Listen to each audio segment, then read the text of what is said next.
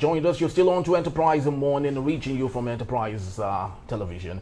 Let's get to our main conversation for today. Afrobeat star Davido has urged Black Americans considering relocating to Nigeria to rethink their decision due to the country's current economic challenges. And speaking on the Big Homie's House podcast, Davido addressed speculation that some Black Americans are contemplating leaving the U.S. following Donald Trump's electoral victory, driven by fears of unfavorable policies. He painted a stark picture of Nigeria's struggles, citing ineffective leadership and declining exchange rates, plus soaring oil prices. And the economy is in shambles, he stated, emphasizing that even oil-producing Nigeria faces high fuel costs compared to oil-importing nations. Very true. And while acknowledging his role as an ambassador for the country, he admitted that he avoids showcasing its negative aspects in his work. And despite the bleak economic outlook, Davido highlighted the significant impact of Africa's entertainment industry in transforming global perceptions of the continent. Entertainment is, of course, one of the things that has made Africa look good, he noted, while lamenting the lack of competent leadership in the country. In conclusion, Davido underscored the importance of addressing these systematic issues while recognizing the role of culture and entertainment in improving Nigeria's and Africa's global image. Very well said. So let's have our conversation today.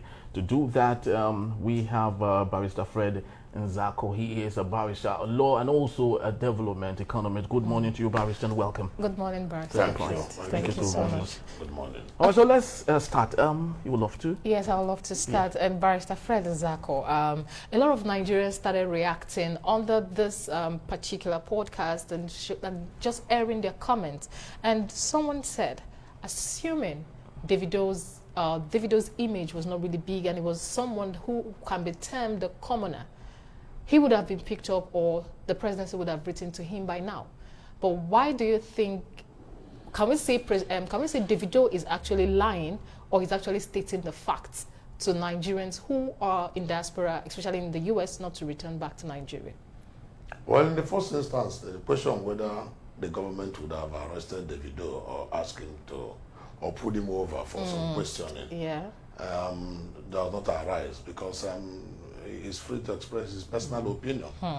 He expressed his personal opinion, and that opinion does not hurt anybody, neither does it hurt the system. The other one is on the side of morality, whether what he said is correct or not. Of course, everybody should know. You use yourself to gauge the temperature of of the system. If nobody should tell you, because Nigeria, as of today, everybody has become an economist. Everybody has become economists. And if Davido had said so, the question is, did he tell lies against the country, or did he say the obvious, that we prefer to speak in hushed tones and prefer to massage our international image, and as if those things don't happen? But of course, you know that as an entertainer who has a lot of crowd before him, sometimes they will look up to him to speak the truth. And of course, if you watch at the nature of Davido from his background down to his profession and practice, you can see that he is more or less like an activist in a manner of speaking. Yes, he's an entertainer, yes, he's a musician, but there is this activism that runs in his system, which will not allow him to see black and call it white. And that is why he possibly has said so. Diplomats will say, oh no, you are demarketing Nigeria. You can lie on the realm of diplomacy. Davido is not a diplomat. He is a musician and an entertainer. And he feels he should say it the way it is. If that saying it the way it is will galvanize those in authority to think of how best to run this country, then he must have scored some points. If saying it the way it is, some people will say, oh, he's demarketing Nigeria, then that means living like an ostrich. You hide your head in the sand and the rest of your body is outside. Who on earth does not know that Nigeria is going through economic challenges? If you don't, you read papers, you read you go on social media, you hear the whole problems. In August, between August 1 and August, then people were agitating and protesting. The Davido asked them to come and protest. They will think the whole world didn't hear about it. And then even in October, on October 1, some people also protested. That was in Abuja on 1st October. And then there was massive deployment of security agencies just because of the fear of protestation. And you think the rest of the world doesn't see all this. Oh, Davido has not said anything out of this world or anything else ordinary. He has just painted the picture the way it is. And of course, those who are saying that some black Americans are thinking of relocating out of America, you want to jump from plate to fire? So who begin to imagine that, oh, because Trump has won, you want to come to Nigeria? What that thing that is chasing you in America, it will meet you in a worse situation in Nigeria. Do we have freedom the way you express it, even at the local level? Derek, who was this guy that was killed in America when a police officer put his knee on his neck? And the Black Lives Matter issue. Black Lives Matters. That scene was pictured by a 15-year-old young girl, and then it set fire around the world, and it became a major talking point, which changed the dynamics of political engagement around the world. Oh, you think you can do that in Nigeria? Have you ever tried to even snap a policeman on duty?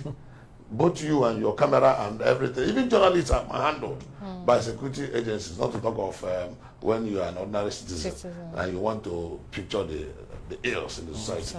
So that level of freedom which you enjoy in America, you can't get it here in Nigeria. Even though we profess to go along the American-style democracy. But I have always maintained that we went and collected the terrible outside of that democracy and left the juice. The real juice, the real meat of that democracy is not in Nigeria. Exactly. And when I say that, true freedom, number one, true freedom. Number two, the true fiscal federalism is lacking in Nigeria. And number three, the patriotic zeal by all to have a unified country that works. Nigeria is a country that does not work because no Nigerian, no citizen of this country is truly a Nigerian.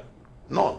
We are all citizens of our various ethnic, clannish groups, and we find it difficult to have true Nigerians in Nigeria, even among the leaders. It's in their hands and trying to look for where to sit them. And then there is no way to sit them. And then the government dropped the people. And the people said, if you don't take care of us, we'll continue to cause problems for you. Recall that there was a time the federal government had to pay 500 billion naira to Mietiala Group just to pacify them. Because they brought in people, gendarmes, and all manner of militia from all around West Africa. And at the end of the day, only they know the kind of agreement they entered into. When El-Rufai was the governor of Kaduna State, the marauding militia were telling him that you will know what we want. El-Rufai said, no, we don't know what you want. You are criminals. He said, no, you know what we want. Meaning that there was an agreement. And then who is not keeping the agreement? They can't keep it anymore. And the challenge is still here with us. We have a new government, but in the same old cloth. Yes, it's only the nomenclature that changed. The operators changed, but the cloth is still the same, and the problems still persist. If we don't do something extraordinary, we are not going to solve our problems. And that is why anybody who begins to attack Davido, oh, you are the one in Nigeria, every person just want to just talk for the sake of talking. What he has said does not in any way come close to the demarketing. The Nigerian environment is demarketing itself. By itself. Yes, but I'd love to ask, just before, in 60 seconds, if you may, we'd love to say, of course, congratulations to Davido for doing what he has done. But we have a laundry list of celebrities who have kept mute to so many ineffective things happening in Nigeria. It's often said that activism and journalism is not a crime. Oppressing it is. Ask some of these celebrities, they will say, we can't say anything because we would be oppressed. Already, Davido is about to be blacklisted from performing in Lagos and so on and so forth. So how do you think, as a barrister, your best advice on how notable celebrities can speak out without necessarily having society blacklist them? Who will be thinking of blacklisting Davido? Is it the government or the people? Those in the entertainment industry. Those in the entertainment industry, if they blacklist Davido, then they should be sorry for themselves. Sorry for themselves because they are timid and coward. They have demonstrated lack of capacity. They have demonstrated lack of strength to have their own mind of their own. They have demonstrated lack of capacity to hold their own opinion and drop that opinion. Yes, one of the major problems and challenges we have in Nigeria is that many Nigerians are timid, are cowardly, are conspiratorial, and to a very large extent nepotistic. And that is why you hardly will have a Nigerian in Nigeria. He's a Yoruba man, he's good as a Yoruba man. He's an Igbo man, he's good as an Igbo man. He's an Ijaw man, he's good as an Ijaw man. But bring him close. Can you make a Nigerian? And out of all these people, that is where the problem lies. How do you make a Nigerian out of a Nigerian resident? That's where the problem lies. And that is why if we understand our differences and become dynamic about managing our differences, it is only restructuring anchored on true fiscal federalism and anchored on real political restructuring that will understand our diversity and our differences and bring it to bear on the development of the country that will save this country. Anything else will just be mere patch work. Every 4 years we hold the elections, whether they go right or wrong, we'll talk, we'll close the shop, then we'll have a set of leaders. The leaders sit down, they are not interested in patriotism, they are not interested in delivering the dividends of leadership. Everybody, there is a scampering. You know, in the Berlin Conference of 1884, where you had the division, they sat down on a table like this, dropped the map of Africa, and started slicing and owning Africa. All right? Which some writers said how Europe underdeveloped Africa. In the Berlin Conference, where they just partitioned and taken over of African environment. That is what is happening within Nigeria, where at the center in Abuja, anybody who goes, so what do you get, and drop down to your people. And then how do we now bake that cake that everybody goes to share? We keep talking about how we are going to do that, but those in authority who want to pretend like the ostrich don't want to listen. Thank you so much, Barrister Fred Nzako. Thank you. We really do appreciate you. Yes, and of course, we continue to hope that the government will do the needful. The problems are before us, staring us right up in the face.